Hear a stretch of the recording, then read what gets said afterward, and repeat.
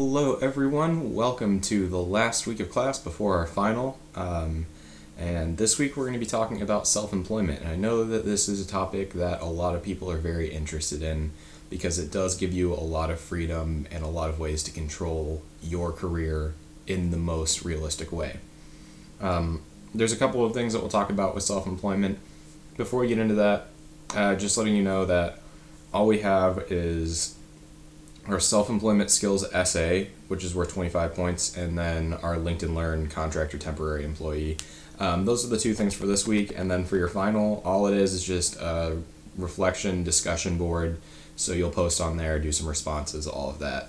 So no worries about the final being like this super hard, detailed deal. That's a very easy assignment as long as you just turn it in. So we'll be rolling into that. I want to say it here. I'm also going to put this out in an announcement.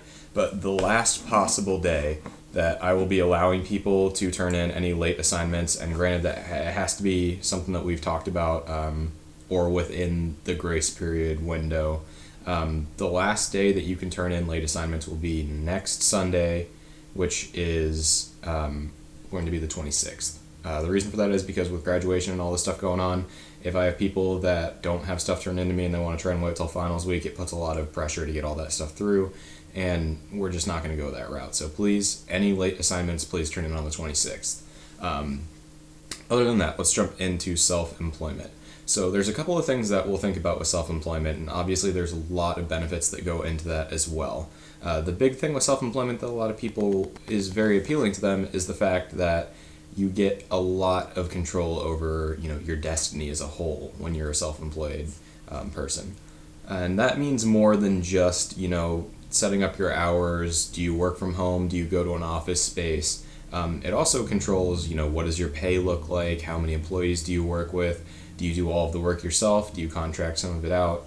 Things like that, because we're seeing an increase in companies where instead of directly giving services to somebody, you might be the middleman as a self-employed person, or middlewoman, or middle person, as I should say, where you will set up a contractor for somebody else so that they don't have to do it, and you can contract out entire jobs. An example of this is that people that often work in interior design and home building, they'll do everything for you. You just have to come meet with them and tell them what you want, what are you trying to build, all of that, and then they'll get the contractors that will actually do the construction, that will do the electricity, the plumbing, all of that gets sectioned out. So that's an example of, if you're self-employed and you want to be more of a person who sends out contracts and stuff like that, that is an example of how you can do that. Other options, obviously, there's being your own boss and kind of having your own business plan that you control.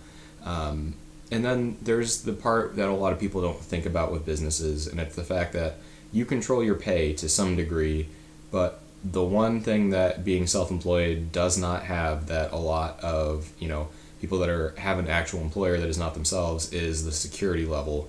Because if you have a bad month, the truth is maybe you're not getting paid that month, and that can be really frustrating.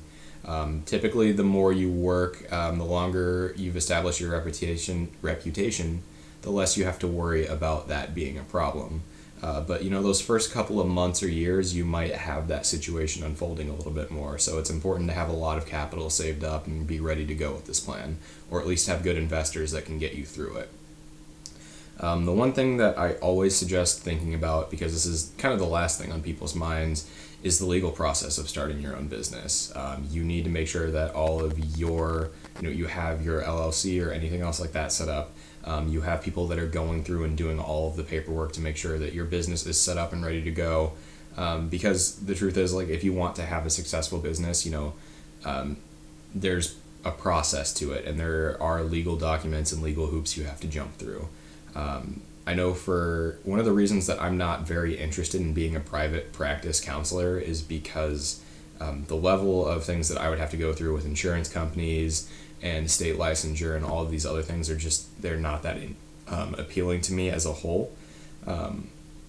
And what you'll see is that, there's a massive pay increase when you go to private practice, but you also lose a lot of that money when you have to go back and pay all of your certifications and pay for all of the stuff that goes on behind the scenes, plus leasing an office space, doing all of this. So it's always worth thinking about the reward versus the return on investment versus like what you have to spend. So there's a lot that goes into this, and I think what I'm really trying to say to you is that if you're thinking about being your own boss, do a lot of research in it.